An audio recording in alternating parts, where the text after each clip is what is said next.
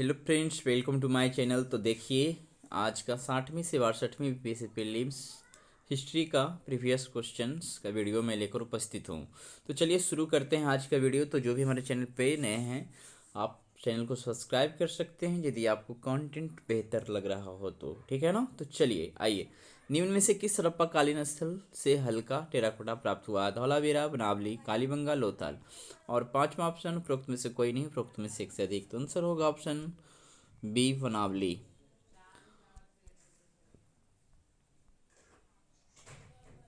बनावली हरियाणा के हिसार जिले में स्थित है। इस स्थल का उत्खनन 1973-74 में RS बिप्ट द्वारा करवाया गया था। इस स्थल से टेराकोटा का हल मकानों में अग्नि वेदिकाएं तथा लघु नारी मूर्तियां भी मिली हैं। धौलावीरा जो है गुजरात में पड़ता है, में स्थित सैंधव सभ्यता का सबसे प्राचीन और सर्वाधिक सुव्यवस्थित, खूबसूरत तथा सबसे बड़ा नगर था। यहाँ से घोड़े की कलाकृतियां प्राप्त हुई है के अवशेष मिले हैं। कालीबंगा राजस्थान के गंगानगर जिले में घग्गर नदी के बाएं किनारे पर स्थित है। यहाँ से सबसे महत्वपूर्ण उपलब्धि जुते हुए खेत की प्राप्ति हुई है। लोथल गुजरात के अहमदाबाद में स्थित है और यह विश्व का सबसे प्राचीनतम गोदीवारा है। आइए देखते हैं नेक्स्ट। कलिंग नरेश खारवेल का संबंध कहाँ से था? महामेघवाहन वंश से, चेदी वंश से, सातवाहन वंश से, रठ भोजक वंश से। और पांचवा ऑप्शन, तो ध्यान देना है कि आंसर हो जाएगा ऑप्शन ई, उपरोक्त में से कोई नहीं।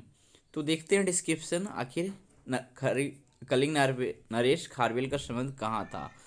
तो ये कॉमन कुछ बातें हैं, इसके कारण पांचवा ऑप्शन चूज किया गया है। प्रथम शताब्दी ईसा पूर्व में कलिंग भारत का एक अत्यंत शक्तिशाली राज्य था। इस समय यहाँ पर चेदी वंश के महामेघवाहन वंश का शासन था, ठीक है। अब देखिए, चेदी वंश से ही महामेघवाहन वंश का शासन था, तो दोनों कॉमन हो गया। कह रहा है इस वंश का संस्थापक महामेघवाहन था। इस वंश का सबसे शक्तिशाली राजा खारवेल हुआ, जिसके बारे में हमें विस्तृत जानकारी उसके उड़ीसा के भुवनेश्वर उदयगिरी की पहाड़ियों पर स्थित हाथी गुफा फ्लेग से प्राप्त हुई है। सातवाहन वंश का शासन ऊपरी दक्कन में स्थित था। पुराणों में इस वंश के संस्थापक का नाम सिंधुक, ठीक है, सिंधुक बताया है। इस वंश का सबसे विख्यात राजा गौतमीपुत्र सतकर्णी था। तो इस प्रकार से ऑप्शन ई यहाँ पे सटीक हुआ। आइए देखते हैं तीसरा नंबर क्वेश्चन क्या कह रहा है। चीनी यात्री सुंगबुन, ओ सॉरी, ये सिंग्यून है, ठीक है ना। चीनी यात्री सिंग्यून, बुन नहीं, यह है, ने भारत की यात्रा कब की थी? तो ये है आंसर ऑप्शन ए, 515 ईस्वी से 520 ईस्वी। करा सुंगबुन भारत में 515 ईस्वी से 520 ईस्वी तक रहा। इससे पहले भारत की यात्रा करने वाले चीनी यात्री फहियान 339 ईस्वी से 414 ईस्वी था, तथा इसके बाद यात्रा करने वाले चीनी यात्री हिनसांग 627 से 643 ईस्वी था। किस प्रकार की भूमि को अप्रहत कहा जाता था? बिना जोती हुई जंगली भूमि, सिंचित भूमि, घने जंगल वाली भूमि, जोती हुई भूमि। तो किस प्रकार की भूमि को अप्रहत कहा जाता था? तो आंसर होगा ऑप्शन ए, बिना जोती हुई जंगली भूमि। आइए देखते हैं। गुप्त काल में आर्थिक उपयोगिता की दृष्टि से भूमि के कई प्रकार बताए गए हैं, जैसे क्षेत्र, खेती के लिए उपयुक्त भूमि, वास्तु, वास करने योग्य भूमि, खील, जो भूमि जोती नहीं जाती, अप्रहत, बिना जोती जंगली भूमि, चारागाह, पशुओं के चारा योग्य भूमि। आइए नेक्स्ट देखते हैं।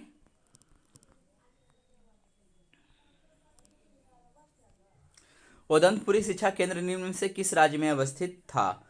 तो ये बिहार में है ना। तो बंगाल में शासन करने वाले पालवंशी शासकों ने शिक्षा और साहित्य के विकास को अत्यधिक प्रोत्साहन दिया। पालवंशी शासक महान निर्माता थे। इन्होंने विक्रमशिला, उदंतपुरी तथा सोमपुरी में शिक्षण संस्थाओं की स्थापना की थी।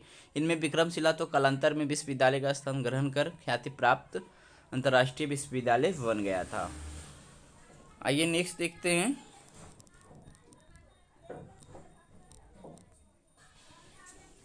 दीवाने अर्ज विभाग संबंधित था शाही पत्राचार से, विदेश विभाग से, रक्षा विभाग से, वित्त विभाग से। तो ये आंसर होगा दीवाने अर्ज संबंधित था रक्षा विभाग से। सल्तनत काल में आरी जे मुमालिक के विभाग को दीवाने अर्ज कहा जाता था। इस विभाग की स्थापना बलबन ने की थी। आरी जे मुमालिक सैन्य विभाग, रक्षा विभाग का प्रमुख अधिकारी होता था। दीवान ए इंसा का संबंध शाही पत्राचार से था। वित्त विभाग का संबंध दीवान मुश्तक राज से था। इस विभाग की स्थापना का श्रेय अलाउद्दीन खिलजी को है।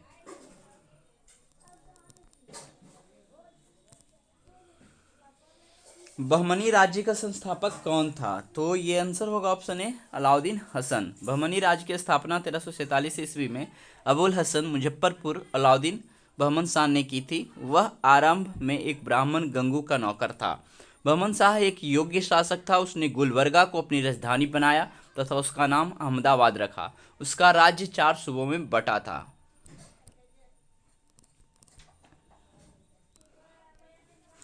फारसी यात्री अब्दुल रज्जाक भारत में किस राजा के शासनकाल में आया था? देवराय फर्स्ट, कृष्णदेवराय फर्स्ट, देवराय द्वितीय और कृष्णदेवराय द्वितीय। तो ये आंसर होगा ऑप्शन सी कृष्णदेवराय द्वितीय। अब्दुल रज्जाक ने विजयनगर की यात्रा 1442 से 1445 ईस्वी देवराय द्वितीय के शासनकाल में की थी। अब्दुल रज्जाक ईरान के साथ शाहरुख का राजदूत था। उसने विजयनगर राज्य के वैभव और ऐश्वर्य के बारे में संजीदा वर्णन किया है। भारत के दक्षिण पश्चिमी तट पर विजयनगर राज्य की स्थापना का श्रेय हरिहर बुक्का और नामक 2 भाइयों को जाता है। आइए देखते हैं नेक्स्ट क्वेश्चन। जसवंत और बसावन प्रसिद्ध चित्रकार मुगल सम्राट के राजदरबारी थे।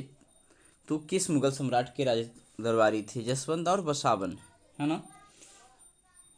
सॉरी, बसावन नहीं है, ये दसावन है, ठीक है ना? दसावन है, ना कि बसावन है। सॉरी, यहाँ पे लिख देते हैं दसावन। तो ये दोनों जो है ना अकबर के दरबार से हैं। अकबर ने अपने शासनकाल में चित्रकला को विशेष प्रोत्साहन दिया है। उसने अब्दुल समद के नेतृत्व में भी चित्रकला का एक पृथक विभाग खोल दिया। भारत में मुगल चित्रकला शैली को स्थापित करने का श्रेय अकबर को ही जाता है। उसके दरबार में प्रायः 100 अच्छे चित्रकार थे, जिनमें से 17 को दरबार में प्रमुख स्थान प्राप्त था।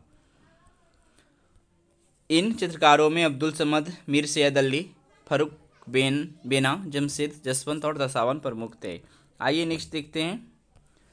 कर्नाड वंश का संस्थापक कौन था? नान्यदेव, नरसिंहदेव, विजयदेव, हरिदेव। और 5वां ऑप्शन उपरोक्त में से कोई नहीं, उपरोक्त में से एक से अधिक। तो ये आंसर हो जाएगा ऑप्शन ए नान्यदेव। 11वीं सदी के अंत तक बिहार में पाल वंशों की सत्ता लगभग समाप्त हो चुकी थी। रामपाल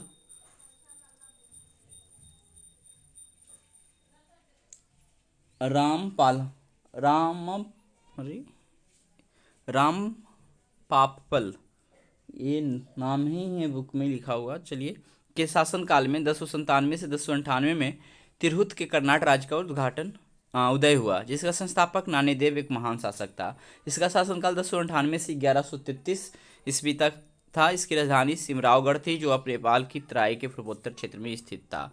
आइए नेक्स्ट देखते हैं 11 नंबर क्वेश्चन क्या कह रहा है।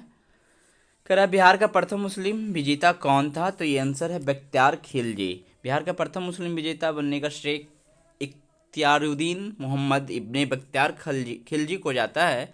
वह बनारस और अवध के सेनापति मलिक हसमुद्दीन का सहायक था।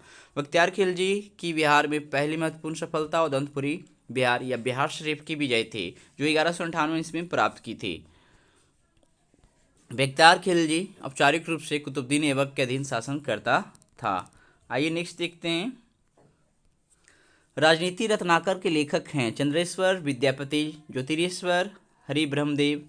और 5वां ऑप्शन, तो ये आंसर है चंद्रेश्वर। ये 12 नंबर का यही होगा। तो राजनीति रत्नाकर की रचना चंद्रेश्वर द्वारा की गई थी। आइए नेक्स्ट देखते हैं।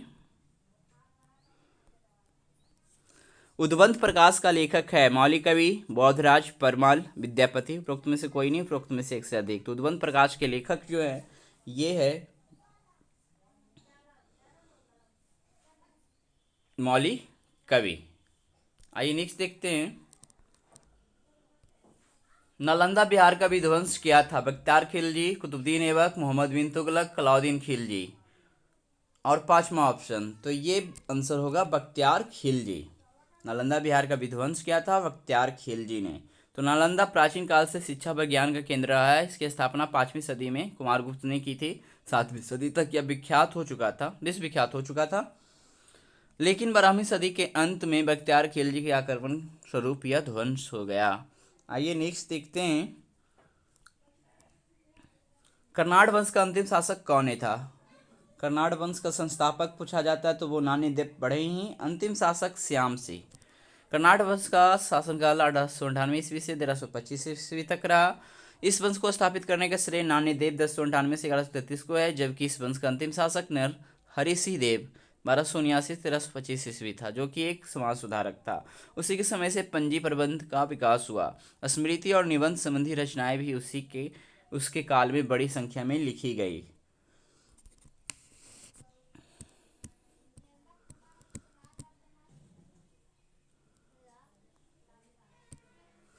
निम्न में से संथाल विद्रोह कब हुआ था?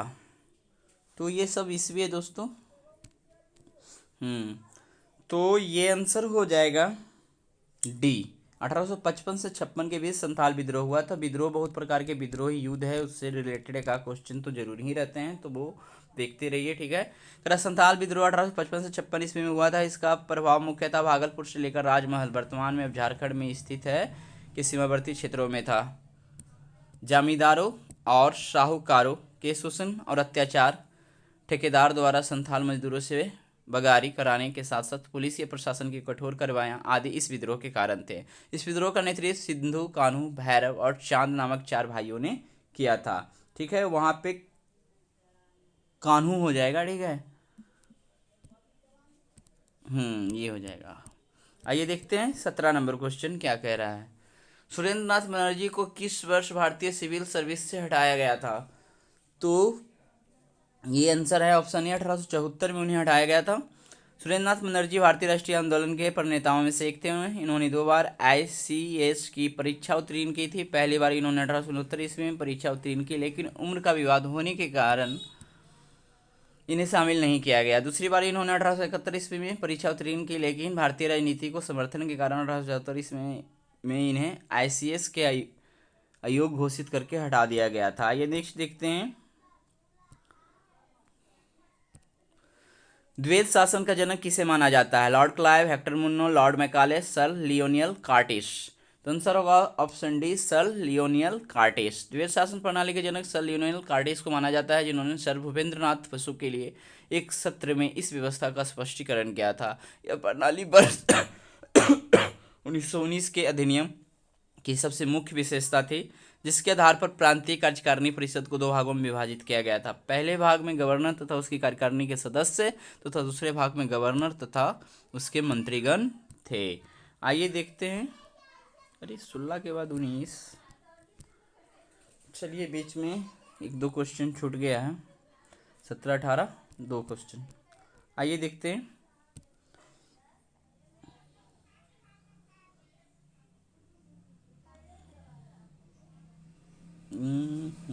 लगता है हम ही गलती पढ़ रहे जी। अच्छा 17 के बाद ये 18 था, नंबरिंग में मेरा ही गलती है। चलिए आइए, क्वेश्चन नहीं छूटा है। अखिल भारतीय किसान कांग्रेस का गठन किया गया था। तो ये किया गया था आपका 1936 में। अखिल भारतीय किसान कांग्रेस सभा की स्थापना अप्रैल 1936 में लखनऊ में की गई थी। स्वामी सहजानंद सरस्वती इसके अध्यक्ष था। NG रंगा सचिव थे। इस सभा द्वारा किसान घोषणा पत्र जारी किया गया था। वर्ष 1937 ईस्वी के प्रांतीय चुनाव हेतु जारी की गए कांग्रेसी घोषणा पत्र के उनके प्रावधान इस सभा के एजेंडे से प्रभावित थे। आइए नेक्स्ट देखते हैं। निम्न में से किस वायसराय के कार्यकाल में भारतीयों को राय बहादुर और खान बहादुर की उपाधियां प्रदान की गई थी? तो ये आंसर हो जाएगा ऑप्शन ई, ठीक है। तो राय बहादुर और खान बहादुर उपाधि अंग्रेजी हुकूमत द्वारा 1911 ईस्वी से शुरू की गई थी। उस समय भारत का वायसराय लॉर्ड हर्डिंग द्वितीय था। राय बहादुर हिंदुओं को दी जाने वाली उपाधि थी तथा खान बहादुर मुस्लिमों को दी जाती थी। लॉर्ड रिपन को भारत में वित्तीय विकेंद्रीकरण का जनक माना जाता है। लॉर्ड लिटन के कार्यकाल की प्रमुख घटनाएं अकाल आयोग की नियुक्ति 1878 में तथा वर्नाक्युलर प्रेस एक्ट 1878 है।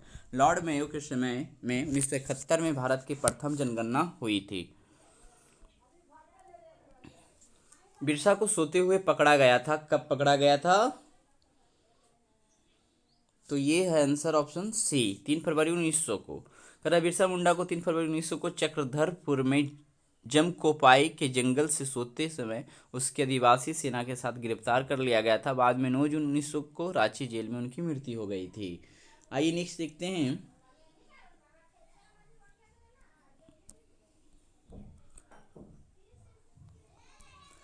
मुसलमान यदि खुश और संतुष्ट हैं तो भारत में ब्रिटिश शक्ति का महत्तम बचाव होगा। यह किसने लिखा था? तो ये कहा था डब्ल्यू हंटर ने। मुसलमान यदि खुश और संतुष्ट है तो भारत में ब्रिटिश शक्ति का महत्तम बचाव होगा। यह कथन सर विलियम विल्सन हंटर ने लिखा था। वे एक स्कॉटिश इतिहासकार, सांख्यविद, एक संकलक और भारतीय सिविल सेवा के सदस्य थे। आइए देखते हैं नेक्स्ट।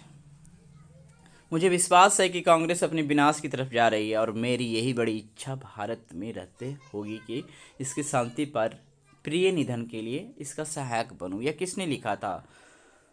तो ये था लॉर्ड कर्जन, ऑप्शन सी। यह कथन लॉर्ड कर्जन द्वारा कहा गया था।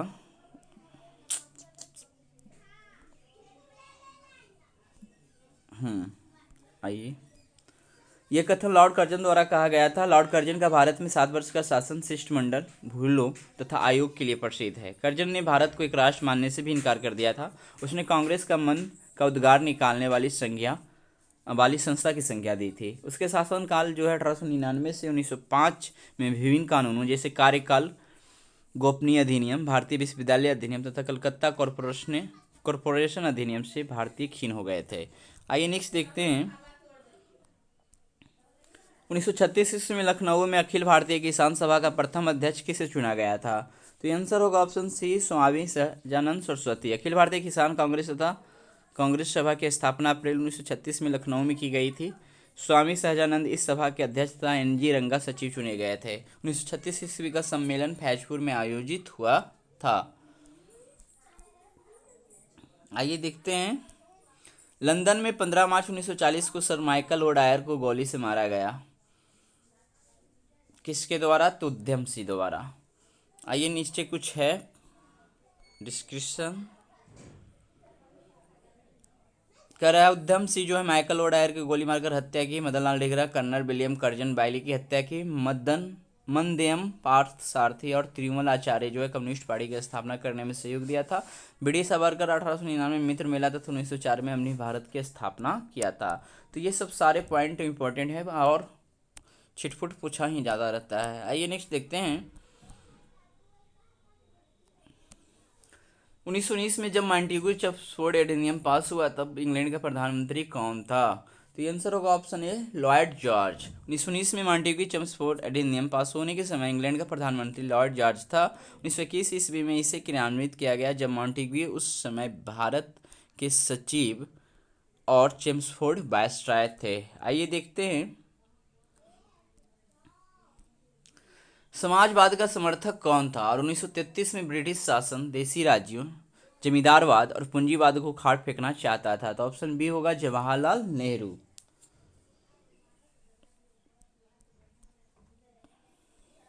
जवाहरलाल नेहरू समाजवाद के मुखर समर्थक थे। उनका कहना था कि वे एक ऐसे भारत का निर्माण चाहते हैं जिसमें सभी को समान अधिकार प्राप्त हो। वे राज सत्ता के घोर आलोचक थे। उन्होंने कहा कि राजे राजाओं में मेरी मान्यता शून्य है। वे प्रतिभा के धनी व्यक्तित्व के थे, इसी कारण भारतीय राष्ट्रीय आंदोलन में उनका योगदान अतुलनीय है।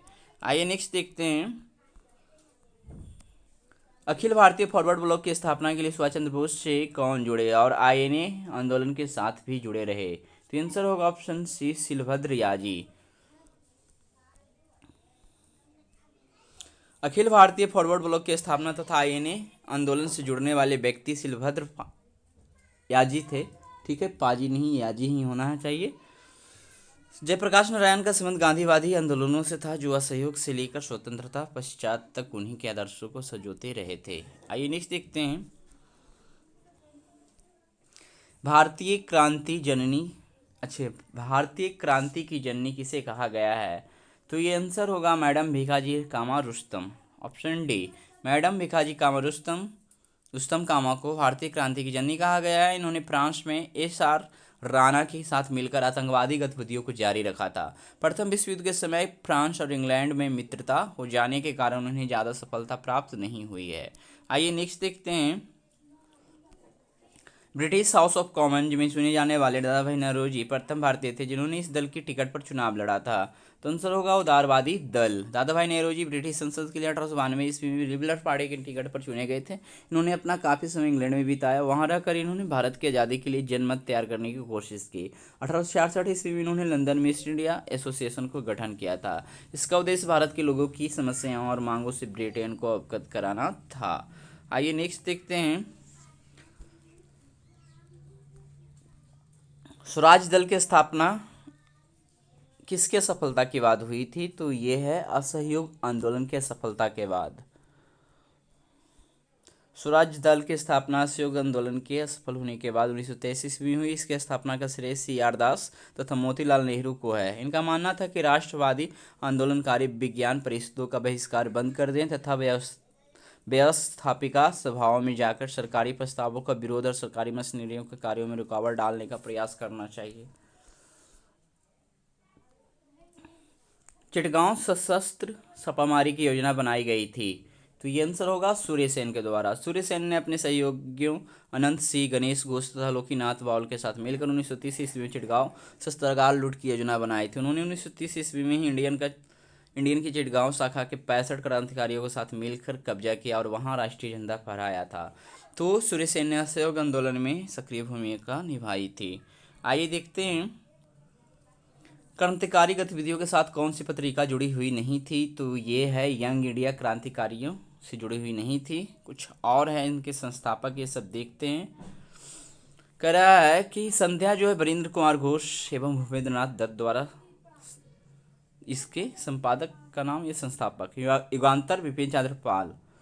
गदर तारकनाथ दास। यंग इंडिया महात्मा गांधी या इंदुलाल याज्ञिक।